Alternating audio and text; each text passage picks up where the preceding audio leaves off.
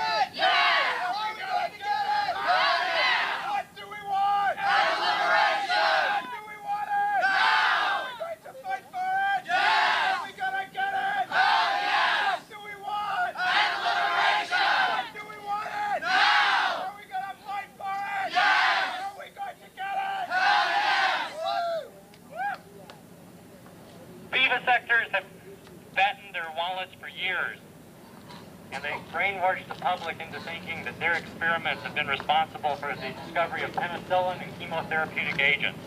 We are here to expose this as a lie. It is a scientific fallacy that research on sentient, rational creatures, such as those housed here, has led to the improvement of humanity's living conditions and medical care. We openly challenge any UW researcher to debate this issue. Anytime, anywhere, you show up, we'll be there.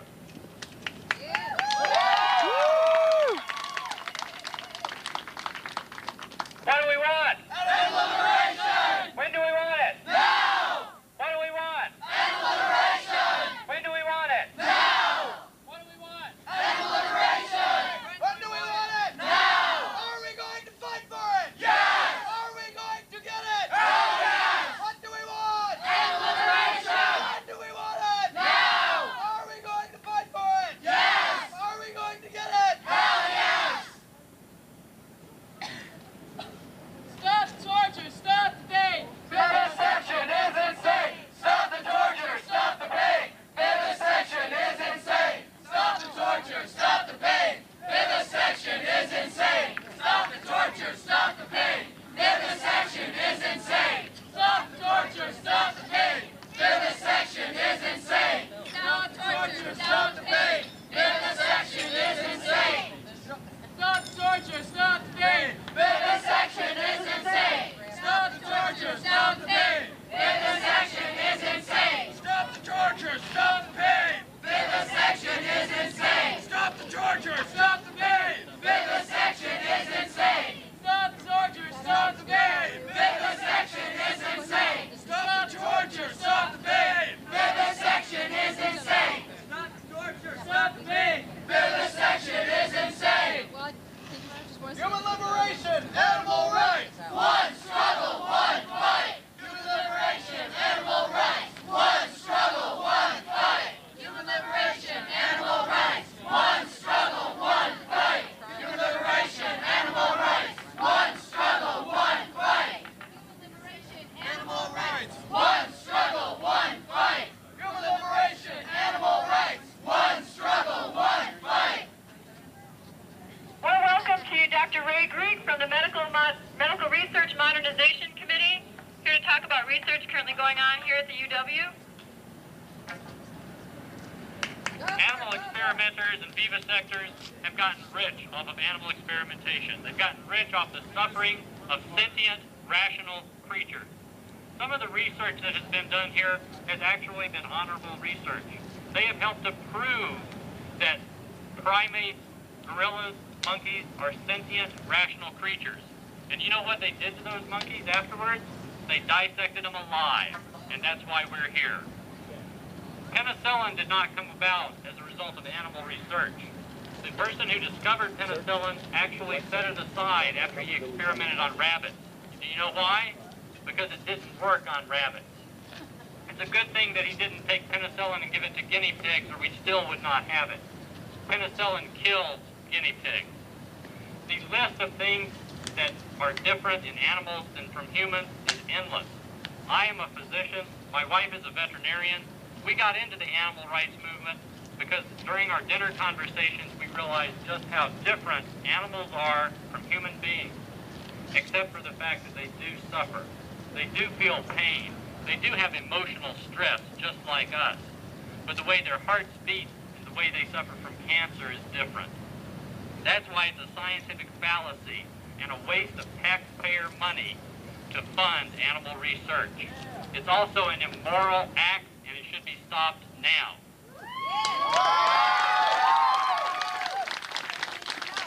What do we want? Animal liberation! When do we want it? Now! What do we want? Animal liberation! When do we want it? Now! What do we want? Animal liberation!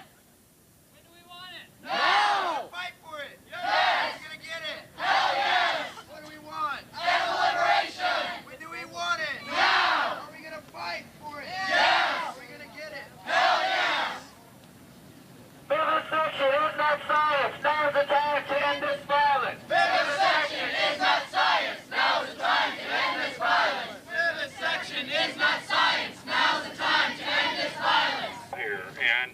we could have about a gazillion more of us, people might start to wake up and understand what's going on in these places. Isn't it amazing that there's no windows?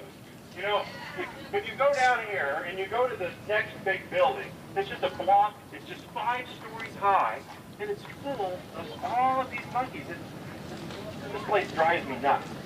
Sitting here day after day, I just, you know, we need to bring sledgehammers, and we just need to tear the whole damn place down.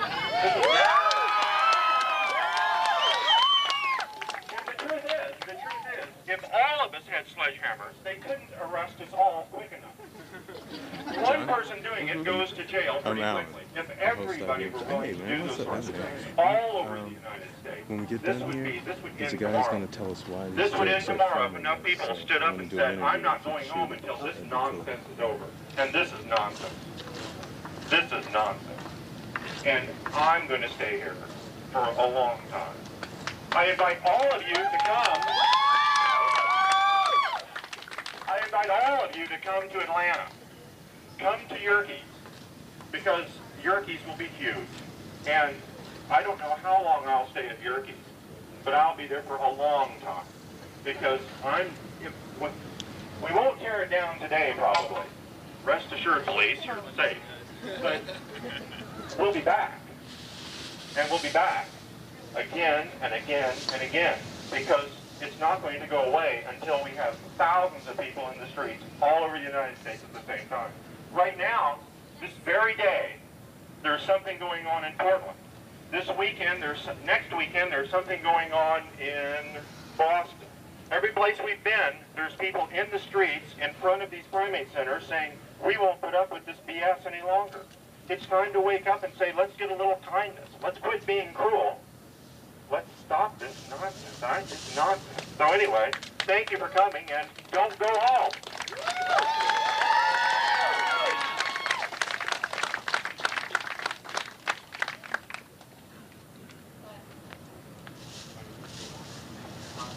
I'd also like to say that I had a letter from Dean Hinshaw regarding the Viola Sioux monkeys. And in that letter she states that there is no money, there's no endowment to secure the future for the Viola Sioux monkeys. Well, we're saying, Dean Hinshaw, show us the money that you made selling the 110 monkeys that you weren't supposed to sell from the Viola Sioux. There's millions of dollars that are going to be spent to build another facility right over there in that lot. They want to build another 3- or 4-story building to put more monkeys in cages, subject them to more torture with your tax dollars. So, Dean Hinshaw, show us the money. Let's get those primates to a safe sanctuary or donate it to the zoo where they can live out their lives in peace. They've already given enough. They've sacrificed their babies. Let's put an end to this. What do we want? Animal liberation! What are you going to do? Fight for it? Yes! You're going to get it? Yes! All right. Show us the money, Dean Hinshaw. We know it's there. Hands off the animal! Hands off the animal! Hands off the animal! Hands off the animal! Hands off the animal! Hands off the animal! Hands off the animal! Hands off the animal! Hands off the animal! Hands off the animal! Hands off the animal! Hands off the animal! Hands off the animal! Hands off the animal! Hands off the animal! Hands off the animals! Hands off the animals! Hands off the animals! Hands off! Animal liberation! Now! Animal liberation! Now! We're gonna fight for it! Yeah! We're gonna get it! Yes! All right. There's got to be more people more concerned about this issue. There's activists all over the country that care. We got to get them active and out there and in front of the cameras, protesting the torture of these animals. What do we want? Animal liberation! What are we going to do? Fight for it! Yeah, until you were done. Well, I don't know how long. It doesn't matter. I mean, we'll be here for the whole thing, and then we'll just do a little quick. Yeah, we're not getting around. If you go up to this street. Nice to meet you. My name's Daniel. Hi. And you're from where? WYOU, Channel 4. Okay. And I just wanted to ask you a question. I mean, when I came into the protest rally, I saw a police officer videotaping the whole proceedings. What is the reason for that? Well, we videotape any of the demonstrations for everybody's protection. In case there's any if the protest is over, if anybody comes and says, you know, there's a problem here, you didn't take care of that, or there's a problem with an officer, or there was a problem with a protester, that way we have a record of that. Are these videotapes used for anything else other than that? Like, are they used to, you know, identify who was at the rally? If there was a problem, they could be used for identification. What if there was no problem? What if it was totally non-violent and everything went smoothly? Would the videotape be used to identify the people there and basically form a dossier on them, a file on them? I can't tell you what happens to the videotapes after the protest. I don't know at this point. Do you know who? I mean, who picks up the videotape? I can get that information for you. That'd be great. I mean, do you know anyone who picks up the videotape? Does the city? Does the university pick it up, or does the city pick it up? I mean, it's probably kept in evidence at this point, as part of the case file. But you do not know if they do any kind of research on it to find out exactly who is there on the videotape and who is not there, and what the names and addresses are, etc. Generally, that wouldn't be done unless, like I said, there was a problem that arose from it. We needed to identify somebody. All right, thank you. Okay. Thanks a lot. Okay. I wonder if we can do it. This you can get some names out here. You have all. Did you get this? What do we do? We have a right. Join your attack. What do we do? We have a right. Join your attack. What do we do? Right. Join your attack. What do we do? When animals and labs are under attack, what do we do? Fight back. What do we want? Animal liberation. When do we want it? Now. Are we going to fight for it? Yes. Are we going to get it? Oh, yes. I just moved here, so I don't know. I have it, Rick. Do you want it? How many people would be interested in visiting a home of a researcher or a home of a university professor here who is in charge?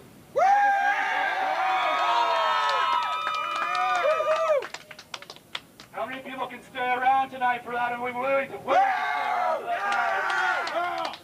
How many people want to meet at the zoo at 7 o'clock tonight to go do some home vigiling? Be caroling, a lot of fun. Why don't we do that then? Meet at 7 at the zoo.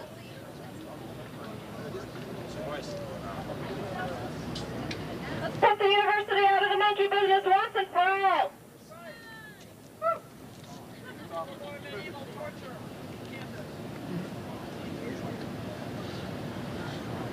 Anyone want the chance? Why so late? What is that?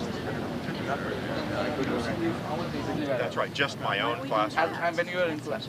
Yeah, just when I was in class. And as soon as the kids stepped out of my classroom, they were on their own again. But in my classroom, used to enforce it? Just words? Or? Just pretty much words. As far as I know, I don't think I've ever punished a child for doing that. I've taken them out in the hall and talked to them. But it was on the rules. And the rules did say if you, the first time you do something, you get a warning with your name on the board, then a check, then a call home, then visit with the principal. But the truth is those sorts of things only were in place for, chewing gum and that.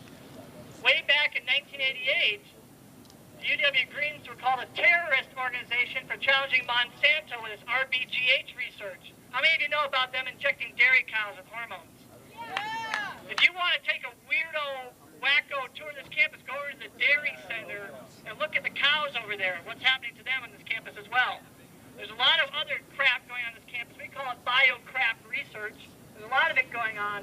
But this building here is probably the most outrageous example.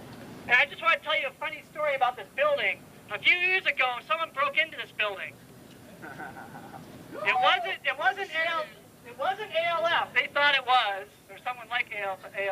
Actually, it was the FBI. Now, why would the FBI break into this building?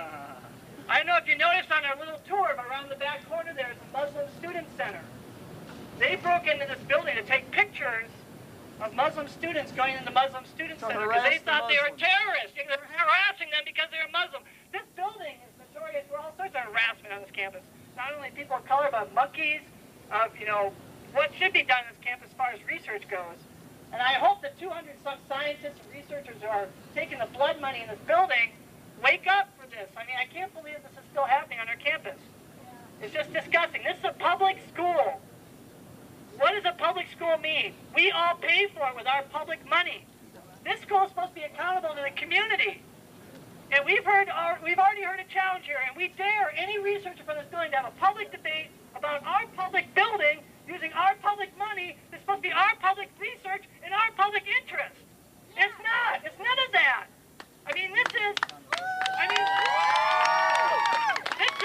makes my blood boil. I mean, it's nauseating what's going on in this building. It's just disgusting. And this type of stuff should have been abolished with the Nazis. And it's still going on. It's still going on. At the UW-Madison, it's supposed to be a progressive campus. And you police over there, I hope you're listening to this too, because we're going to be having a meeting with you later about the behavior of you on this campus the last couple of months. Not letting people freely speak about these issues, harassing activists. And I hope you're really listening. Take my picture. I paid my tuition this semester. At any rate, I hope they don't think we're going to be going away, and I hope you have some sensitivity training. And you people in there, I hope you can sleep well at night knowing the horrible torture you're doing every day. It's disgusting.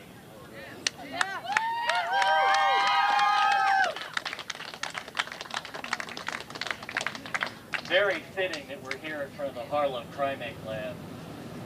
Harry Harlow is responsible for starting one of the most heinous kinds of animal experimentation in the country, in the world. He started maternal deprivation experimentation, and we're here to serve notice today to every primate vivisector in this country, whether they're doing addiction experiments, maternal deprivation, or whatever they're doing on primates. You're going to be seeing us real soon, because we're not going to let this stuff go on unchallenged. This is only the beginning, what we're doing here today. Woo!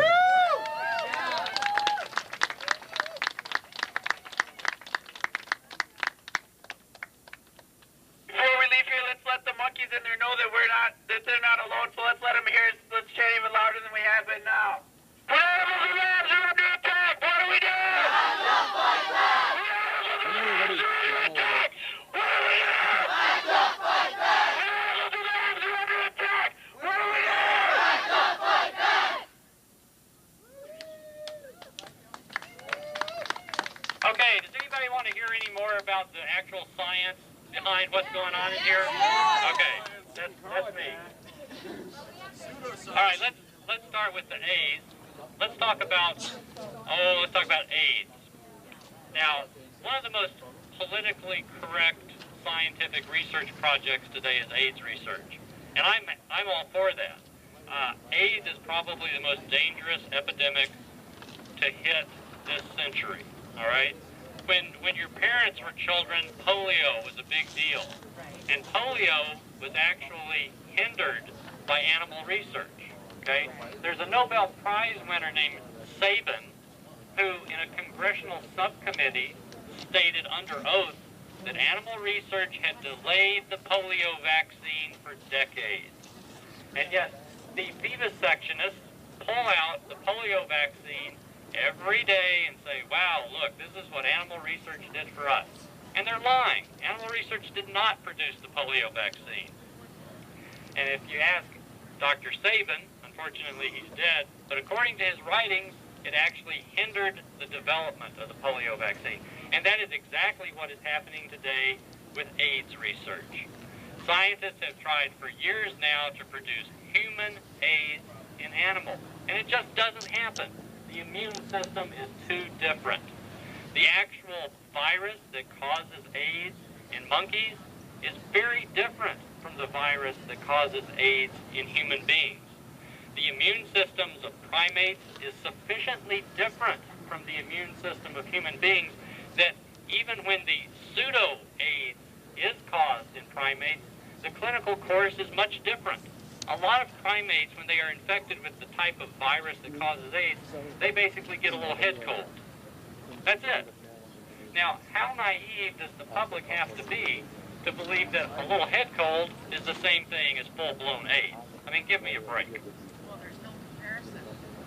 The AIDS and cancer research has probably been the two levels of research that have been most capitalized on by the vivisectors.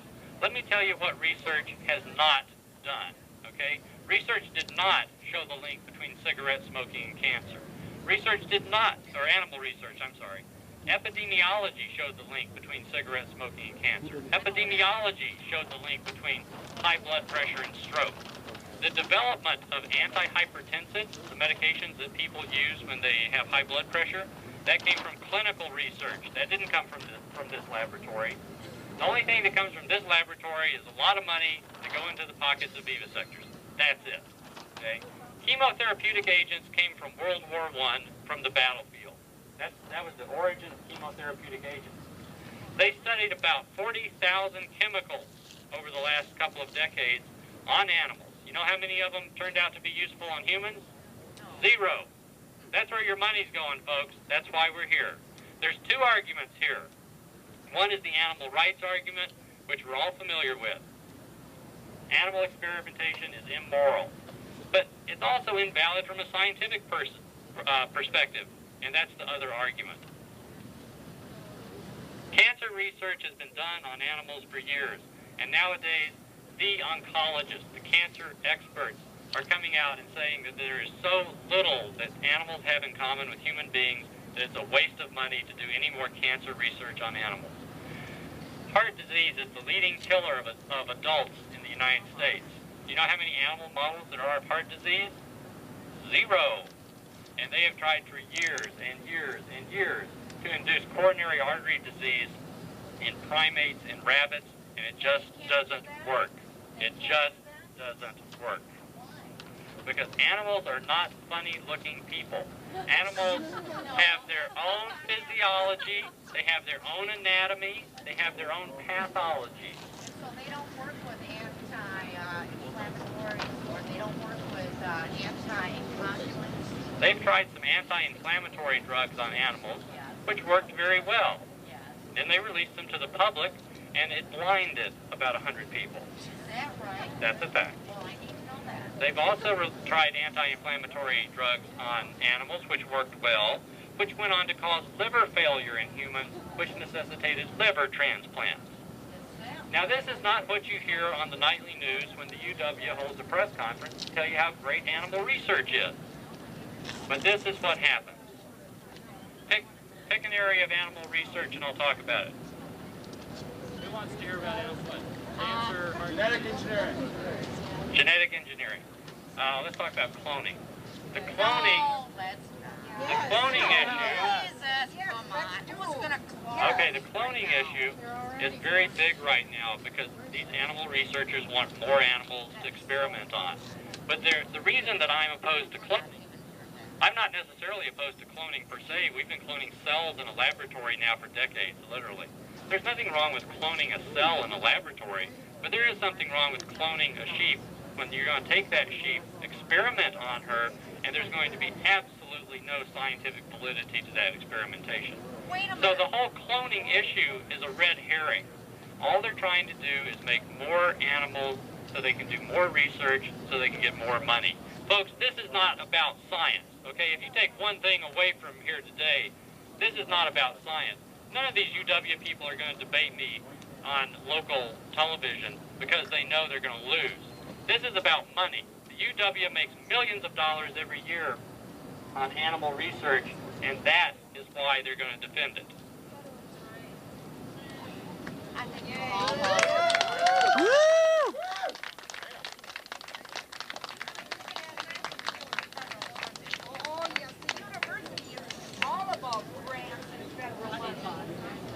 That's trying to be animal ultras of the world.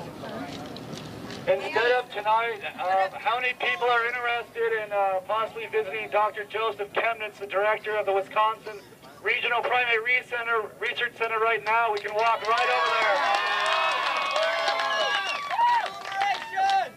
Pay Joseph a little visit, maybe tell him politely we'd like him to stop. Stop his work at the Wisconsin Regional Primate Research Center. All right, do it. Go! WYU, I'm interviewing Rick Bogle, who's from originally from Oregon. And he's come over to Wisconsin right now, and I'd like to ask him what got him involved in the animal rights movement. I'm a school teacher, and this past year, I've had a rule in my classroom for the past 8 years that says that you can't kill insects or spiders in my classroom. If I grew up catching insects and spiders, so I understand that kids need to look at things, and so I always told them that if you want to look at them, you can catch them, put them in a jar, you know, flip them over, looking at, and then let them go. But that we just weren't going to run up and smash things just for the sake of smashing things. So at the start of this year, I had a parent come and tell me that they thought that my rule was not appropriate, and that they basically took exception. They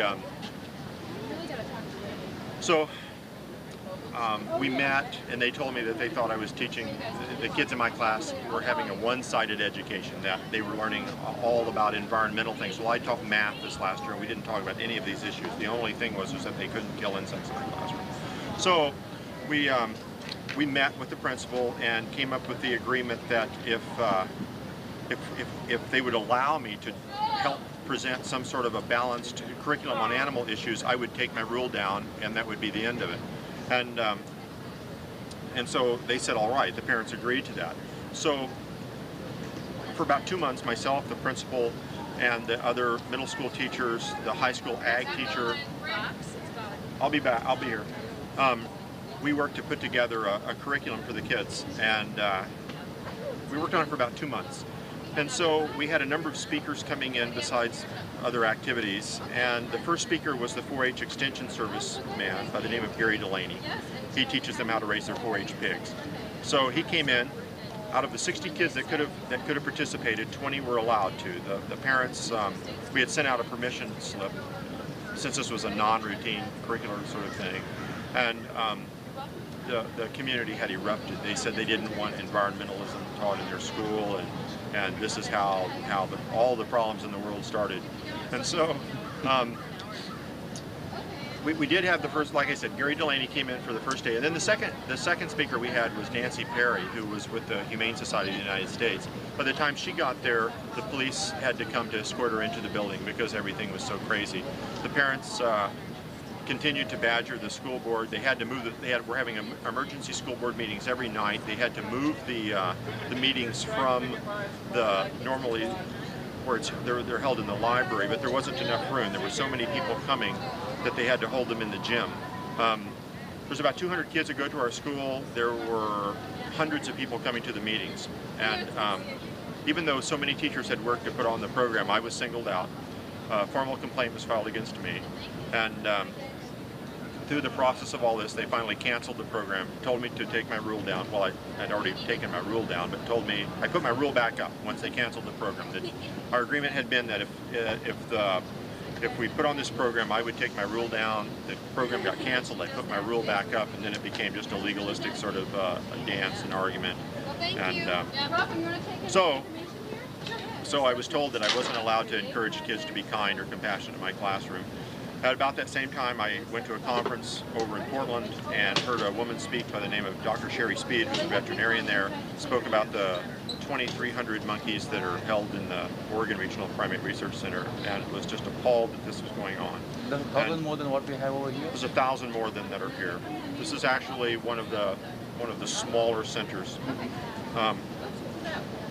And so I was getting ready to leave and come to the Wisconsin area, and since my school district had told me I wasn't allowed to teach kids to be kind, I just didn't know what to do. I heard what was going on with primates, and so I just decided to make some sort of a political statement, and I went and sat in front of the Oregon Regional Primate Research Center for 9 days in the rain, and told them that personally I felt that what they were doing was absolutely immoral. And it just sort of grew from that. And as I found out more about all the rest of the centers and the sort of research that goes on in all of them, I think I was so angry that I couldn't tell 11-year-olds about being compassionate and kind. If I was told that I couldn't tell them not to smash insects, I thought, well, I'm going to go sit in front of this place and tell everybody what we're doing to monkeys. And where's the line? I mean, if I'm not allowed to tell kids to be kind to insects, can I tell them that they need to be kind to animals that are so much like us? And that's where it all grew from. And as a layperson, do you think there's any justification or any logic to having the Department of Psychology run animal experiments on monkeys, considering the fact that human brains and monkey brains are so different? You know, when all of this started, the Regional Primate Research Center started about 40 years ago, 35, 40 years ago. They started to fund it in the end of the 50s and then early 60s. And at the time, I think the idea was that we have these lab rats that look just like little people, and so we'll be able to do anything we want to with them, and we'll be able to find cures for everything. We'll be able to solve every human problem. It'll be the panacea. It'll be the magic bullet. And instead it's turned out to be Pandora's box. But I personally feel that nothing that they do in these places is of value. I think that all of it the means never justifies the ends. We were told that the means justified the ends during days of slavery, during days that we kept women locked in kitchens, when every time that there's been the people in power have always had justifications for those who have been out of power. And that paradigm has always had people that would argue for it. All the way through. We could go back in history when any group was enslaved, and there's always people that can stand up with justifications for why we do that. And today there's people standing up with justifications for why we're doing this. Now the truth is, from my perspective, it looks to me that most of the people that stand up with the justifications are vested in the system. They're either medical students who are told that they have to practice on animals, or they're researchers who are being paid to do that. Rarely do I find... Or they're the animal suppliers themselves. Or animal suppliers themselves. Rarely do I find people who have taken a dispassionate look at the entire system that can still step forward and say, oh yes, this looks valid. I think the more we learn, the more we educate ourselves, the less valid any of this looks, and the more atrocious the entire system appears. And you told me earlier that you were a vegan. When did you turn vegan? When did I turn vegan? Well, and by the way, why don't you explain to people what a vegan is? A vegan is just a person who avoids all animal products. But clothing, I wear canvas shoes, canvas belt. You know, this is vinyl or something. You know, I avoid animal products because every animal product has suffering associated with it. So how long have you been vegan? Well, I met a girl on the beach in the Bahamas in the summer of 1972, and I don't know, I can't remember what she said to me, but whatever it was, a light went on, and for a while I was a vegan, and then I sort of backslid a little bit into eating cheese and drinking milk, and so it's been sort of a roller coaster thing. But this time it's been, I don't know, it's been 7 or 8 years. Okay, you must have grown up eating meat and potatoes. I did. I grew up eating meat and potatoes. Have you found that your health has gone down after you become a vegan, or has it improved? How do you feel? Because a lot of people say that they can't be healthy. It's been 25 years since I quit eating meat and most dairy products, and I think I feel fine. I mean, I don't. It's been so long, I can't remember if I felt more healthy then or more healthy now. But if you compare yourself to your classmates who are the same age as you, how old are you, by the way? I'm 44. 44. I mean, if you compare yourself to other 44-year-olds, they look to me. They look much more middle-aged than I think I look. I look like a young man. Yes. But so all you people out there who want to look young, this is a fountain of youth. Turn vegan, you'll look young for much longer. He's 44. He doesn't look 44. Or maybe I do. I'm 38. I don't look 38. Or maybe we do look 44 and 38, and the rest of them that are our age look like they're 60 or 70. Exactly. So, that's another way of looking at it. With big old meat bellies on them. And, And do you have any other comments you'd like to make? Oh gosh, I think that I think that until a few people standing in front of these places protesting, I don't think is going to do very much.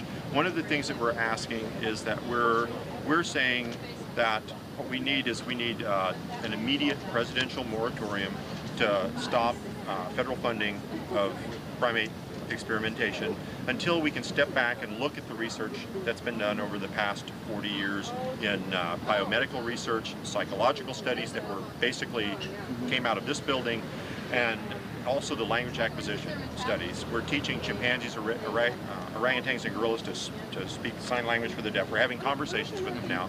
And that we haven't really, as a nation, we've never stepped back, taken a deep breath, and looked at what all of this means. We just keep moving along, and we never really stop and say, gosh, maybe we've learned something we didn't understand before. I think that it would be wrong to cast blame and say that the people that started this understood what they were doing. But I think that we've learned now so much that it's time to sort of to take stock in what we've learned, and instead of saying everything that was done here was horrible, let's see what it taught us.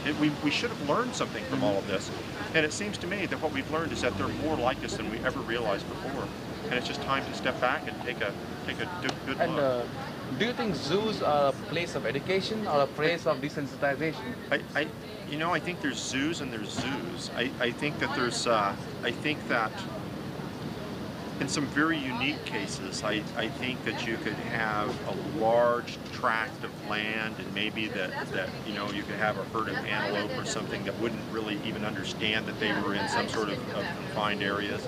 But most of the animals that I've seen caged, it's they're in prison. But animals do migrate, so I mean, that's the tract of land would have to be pretty big. It would be basically like a national park. It would basically be like a national park. Most of the animals I've seen in captivity seem to me to be to display signs of some sort of psychosis. They rock back and forth in their cages. I mean, it seems, even if you talk about snakes and reptiles, as I mean, if you put a 4-foot snake in a little box like this, it never gets a chance to stretch out. I don't know. One thing I've noticed, animals, in spite of all the cruelty we subject them to, they still have the very humanity we say distinguishes us from them. For example, the gorilla in Illinois. The one that saved, yeah. Saved the little kid. I'm sure a human being in the same position would have killed the kid out of anger. But this gorilla saved its oppressor, basically. Yeah, saved its oppressor. Didn't have any feeling of I don't know. But see, we tried to. I don't know. I think that girl's name was Binti. But we don't. I don't know why we can't learn from them. I don't know why. Well, it is true though, that animals aren't saints. I mean, there's brutality throughout nature, and so it would be wrong to say I think that they're all wonderful, compassionate beings. But it looks like that sense of compassion and that sense of altruism runs through the natural world, at least with primates. There's been lots of cases where chimpanzees have risked their lives to save other chimpanzees. The gorilla saving them. Yeah, the tiger saves its cubs. I mean, you see the same emotion. Yeah, we hear stories about dolphins saving people in the sea. I always wonder how many get pushed further out. And very few stories about people saving dolphins. Very few stories about people saving dolphins. Yeah, I don't understand why we keep talking about how we should be, how we're so much better than and that humanity is somehow special. But it seems like the things that make us special, most of us want to not suppress that. We should nurture that. We should nurture that compassion.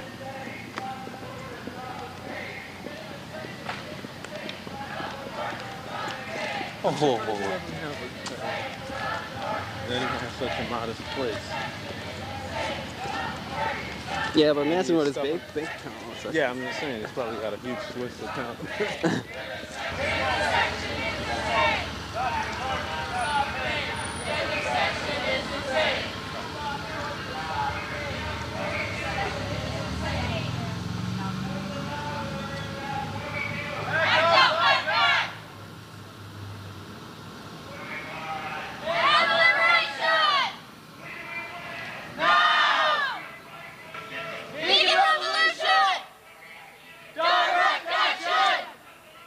Vegan revolution!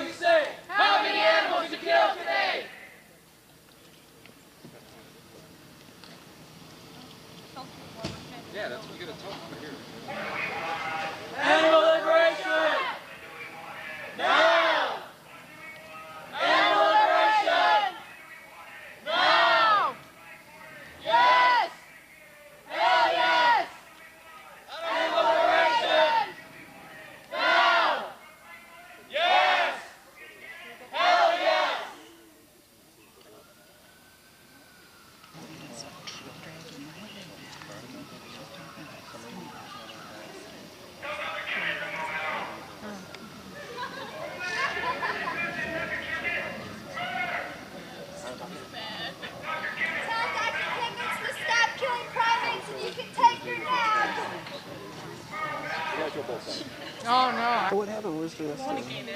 There's evidently some rare. That's what it is. That's what I'm assuming. That's what I'm told.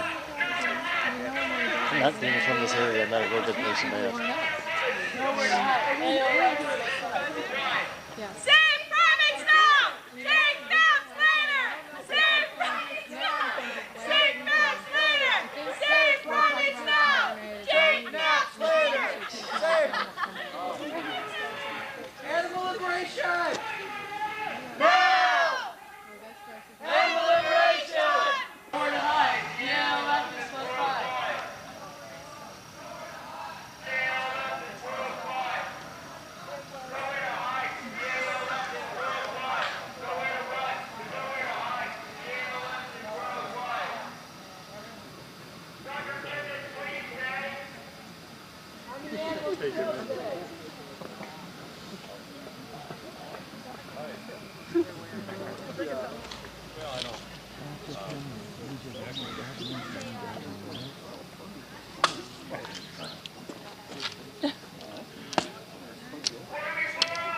Animal liberation! Now! Yeah!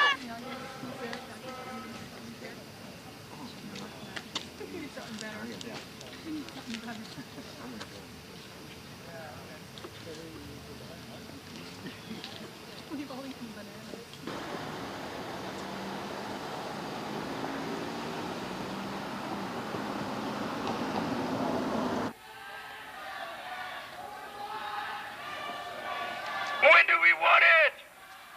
We're gonna fight for it. Yes. Are we gonna get it? Hell yes. What do we want? Animal liberation. When do we want it? Where are you from? Are we gonna fight for it? Not according to the Constitution. Read your Constitution.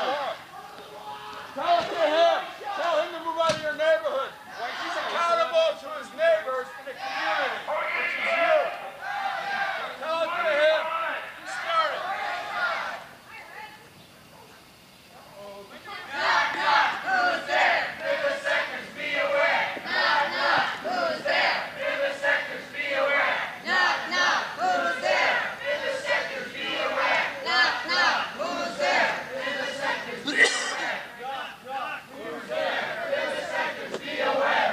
Knock, knock, who's there? Vivisectors, just aware. Knock, knock, who's there? Vivisectors, just aware. Knock, knock, who's there? Vivisectors, just aware.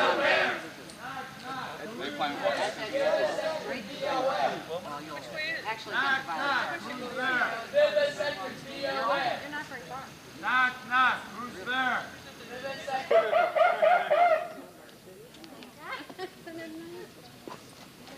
Shall we head back to the zoo?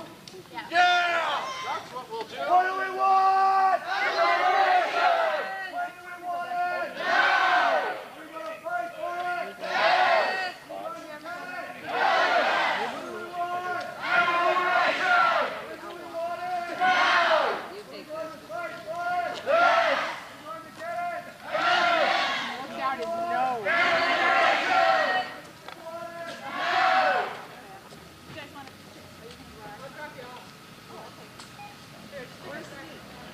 Surprises me about today's rally is the number of police out here. We have the UW police, we have the City of Madison police, we have the Sheriff's Department. There seems to be more police than protesters to me. And I wonder, when they are busy monitoring us, I'm sure a lot of other crime is going on. And to me, this is a waste of taxpayer dollars. I can understand 1 or 2 cops, you know, but 20, 30 of them? There's something seriously wrong with this, folks. Taxpayers, realize this is how your tax dollars are being spent.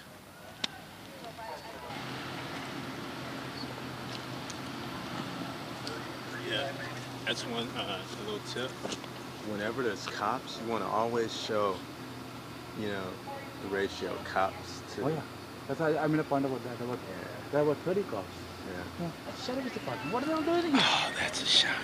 That's a 4 cops. But even just 1-to-1, her right there with the sign and the cop. What are 4 cops? Get all the cops. Get all the cops. Yeah. There are 4 cops. There are 4 of them. Might as well get the whole lot. Why don't you What? The county, the city, the university.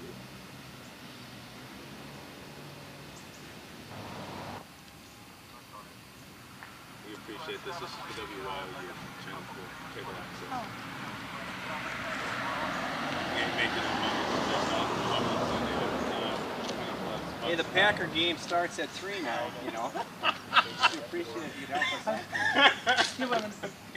Why are there so many police officers for something which is basically non-violent? It's better to have too many than not enough. We've learned that the hard way. I mean, you will tell me that people who are protesting this go into something violent? We don't know. When you get a crowd, you never know what's going to happen. We have to prepare for every eventuality and hope for the best. We appreciate you guys being If we don't have enough, if we don't have enough, then they say we should have. We're pressed. This isn't our demonstration, but it's a no. we're pressed. Okay. So you guys Packer fans? I already told them. Oh, no, it's 3 o'clock. I think they'll get tired after what is it now, 2:15? I mean, I do agree.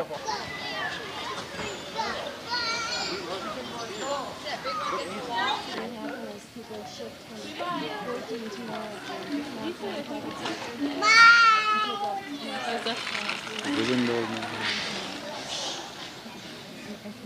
We should get some of the shots of the other monkeys with the hair pulled out. The backs, no? Most of them have got no hair on the upper back. Well, you know what's pushing the envelope is that we're losing. If people just knew what was happening,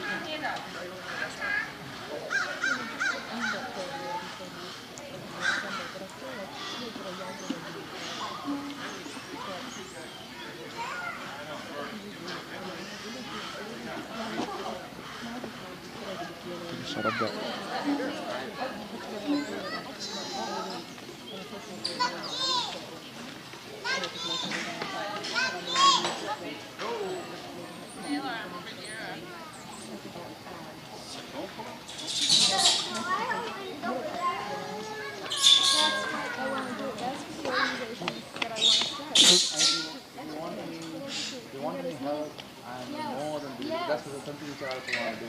I want to fundraise and I want to be able to devote myself to it because I think it's critical. I'm hoping Factor 5 push it like people, all this recall and everything is making people take a minute. Every time it's on TV, I just...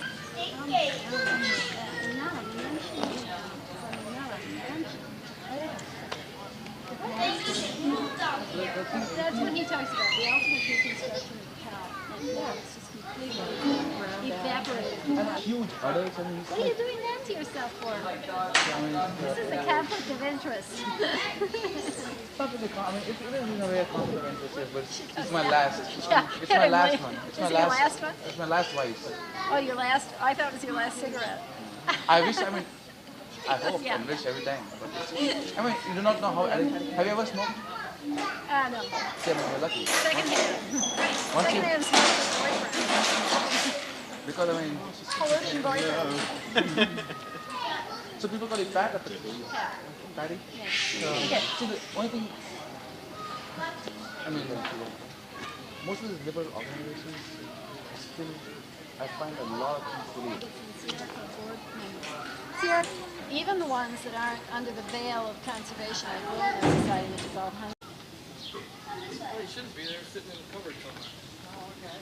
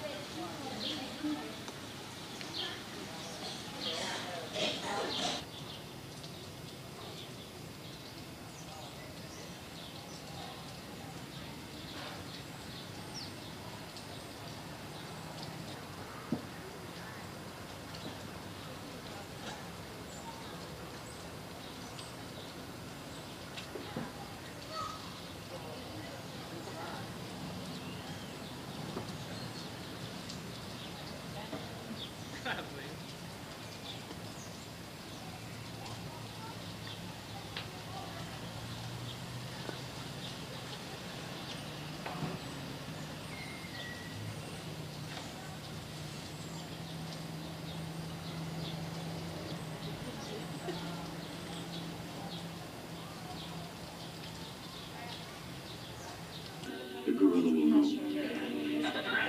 Adult male orangutan.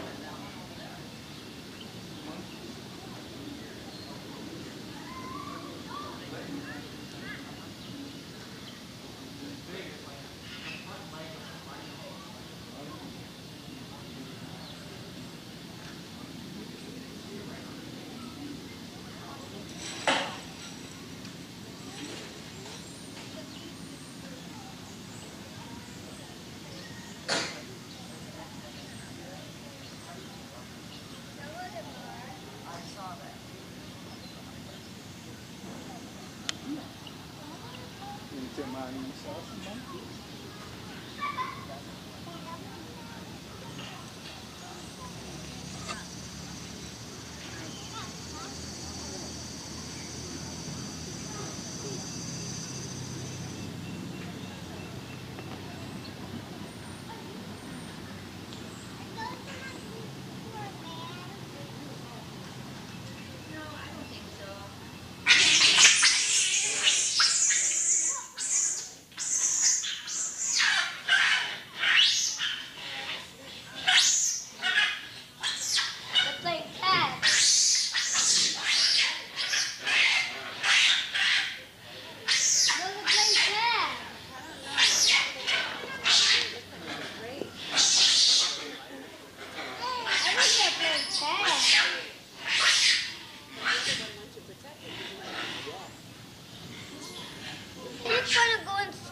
Somewhere. You can't go in there, no.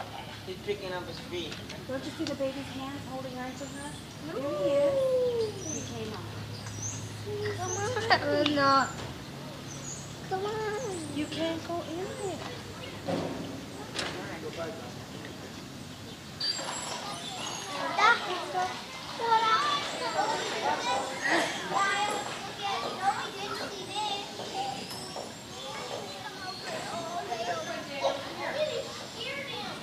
Who's it?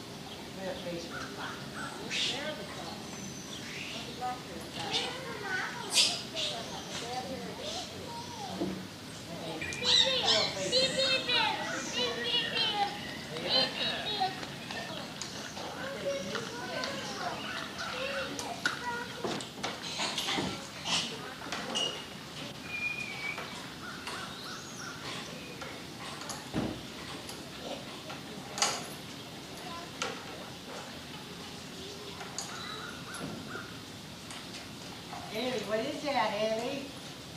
What is that? Ella?